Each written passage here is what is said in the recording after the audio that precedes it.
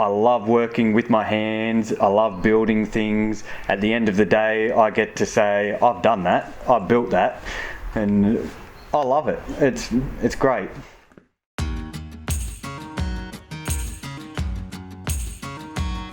Welcome to part 1 of our video mini-series, designed to give you some insight into what it's like to have a career in the construction industry.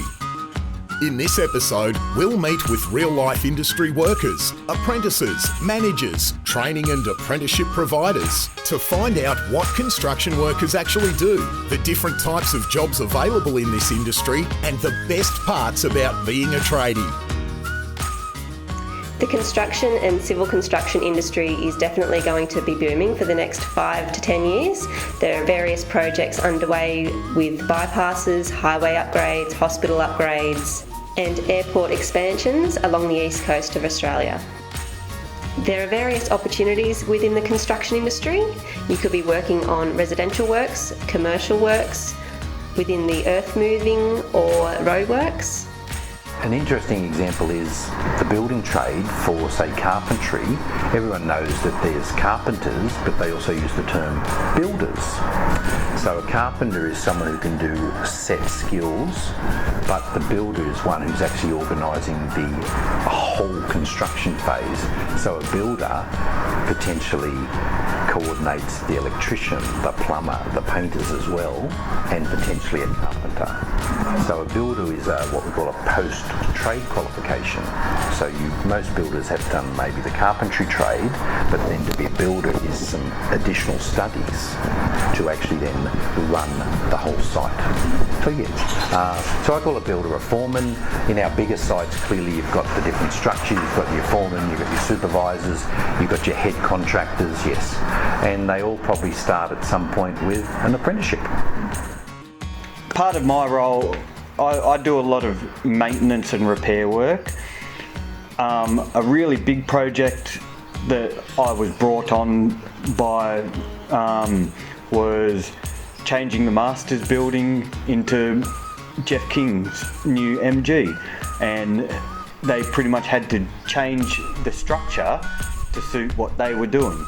So I was brought in to weld cleats and new beams in to change the structure inside, and that was a very big job. Other jobs, I've been on the roadworks, fixing machinery that's down while trying to do the roads. I've done a lot of staircases and stuff for a lot of buildings. I love this. I love making the window from scratch. I love that we build hundreds of windows for the shed companies, but we also do the custom work for customers. So making the different size windows, the different structures, doing major projects like Heathcote and Marion Grove. They were major projects for us. So they were really long projects with great outcomes. Looking at the buildings now, you know, you get to actually look at the finished product and go, wow, we actually contributed to that. So it is quite good. Call could come 2 o'clock in the morning, there's been an accident, you got to go. So jump up, get dressed, go. Or you get a job text the next day that you're working. If you don't get a job text, you're not working. Day on the beach. We do encourage female workers in our business. It's encouraging the production side as well. We've had plenty of trades assists come and stay with us over the years. In fact, our office at one stage was almost 100% men. It's gone a complete reversal. But in the last 18 months we've seen that change, and we've got a fairly good balance of males, females in the office, and I think they all complement each other well.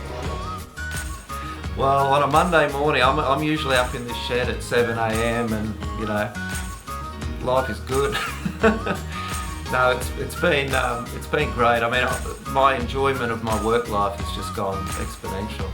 It really is. And it could end up harming me in that I spend so many hours because I find it hard to leave the shed, you know, and I do a long hours, and I sort of have to force myself to have Sundays, or at least part of Sunday off.